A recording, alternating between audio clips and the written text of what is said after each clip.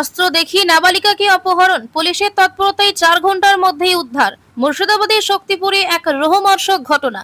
ভোরবেলায় গলায় অস্ত্র ঠেকিয়ে এক নাবালিকাকে অপহরণ করে নিয়ে যায় এক ব্যক্তি। 4 চাকার জগতে আলোড়ন সৃষ্টিকারী সেকেন্ড হ্যান্ড শোরুমের নাম SM কার বাজার। আপনি কি খুঁজছেন আপনার স্বপ্নের 4 চাকা? কোথায় পাবেন দামে সস্তা, মানে ভালো, বিশ্বাসে একদম নির্ভরযোগ্য? তাহলে আর চিন্তা কিসের, চলে আসুন SM কার বাজারে। এখানে পাবেন আপনার মন পছন্দের ঝকঝকে সেকেন্ড হ্যান্ড গাড়ি, সাথে আছে লোনের সুবিধা, এক্সচেঞ্জ অফার, সহজ EMI ব্যবস্থা।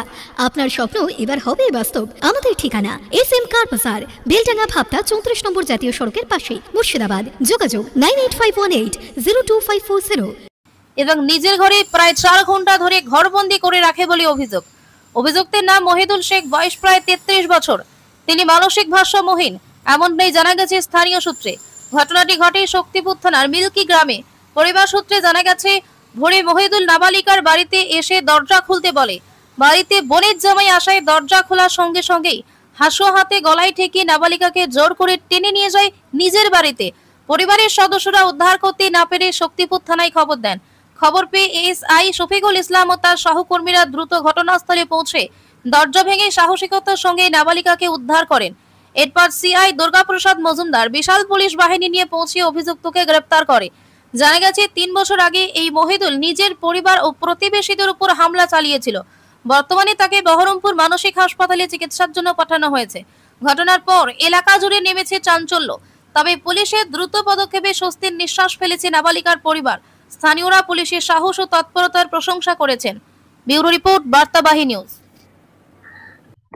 বলতে যাচ্ছি আমি যে সকাল 5টার ঘটনা।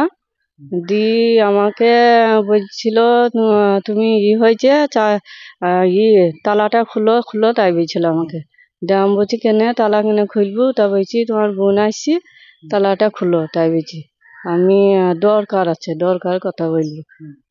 আমি বলছি কি দরকার? তা ওই রুহনে বলো। আমি বললাম, তা বলছি না গেটটা খুলি তখন চাবি মাবি আমার হাত থেকে কেড়িলি। তখন বলছি যে হয়েছে টাকা দাও, জিনিস দাও তাই বলছি।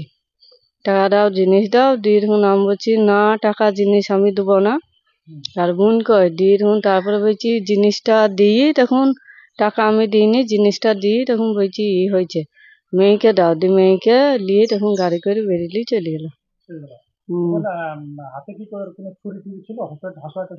হ্যাঁ একটা ছুরি ছিল। না আটকাইলে আমি আটকাইতে পারবো? মেয়ে মানুষ তো 2-3 ঘন্টা হয়ে গেছে, ঘরে থুই দিয়েছে আটকে। এবার ছোট তো মেয়ে 11 বছরকার, ও বুঝতে পারেনি ঠেলি যাবে আমাকে কেটে মেটি দিবে কি এইরকম বলেছিল। হ্যাঁ আতঙ্কে কাঁদছিল।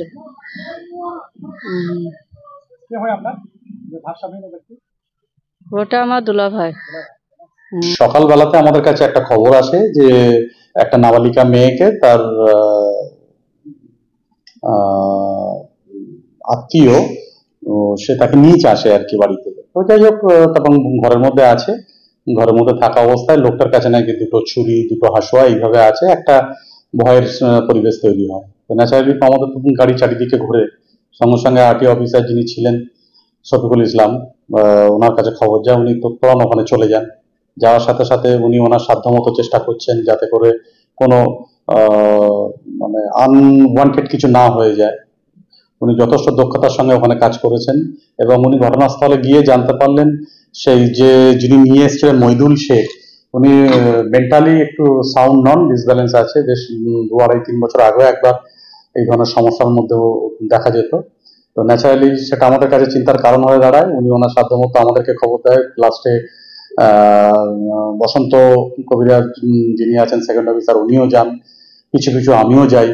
গিয়ে তারপরে দেখলাম যে পরিস্থিতি আরো বেশি টাইম কিল করলে মেন্টাল থেকে কি করে দেবে ঠিক নেই, কিন্তু আমাদেরকে খানিকটা দক্ষতার সাথে সজাগতার সাথে নিয়ে তাকে কথা বলতে বলতে তাকে বিজি রাখার সাথে সাথে খুব স্মার্টলি আমাদের শফিকুল ইসলাম ও দরজা 1 কিকে দরজা ভেঙে ঢুকে তাকে বাচ্চা মেয়েটিকে রিকভারি করে এবং যে মহিদুল শেখ বলে যে ছিল তাকেও বাইরে আনা হয় এবং তার সাথে কথা বলে জানা যায় যে এই ঘটনা নিয়ে তার কোনো বিকারও নয়, কিছু নেই এবং আমরা বুঝতে পারি সে মেন্টালি সাউন্ড নয় তারপর এলাকার অনেক লোকজন আসে, তাদেরও একই বক্তব্য যে মেন্টালি ও ঠিক নেই।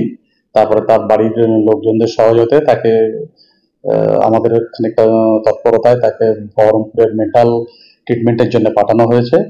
এবং যে নাবালিকা মেয়েটিকে নিয়ে এসেছিল সে তার ভাইয়ের মেয়ে, মানে শালীর মেয়ে। ন্যাচারালি তাদের পারিবারিক যাতায়াত সবই আছে, কিন্তু তারাও হকচকিয়ে যায় ঘটনাটা কি হলো।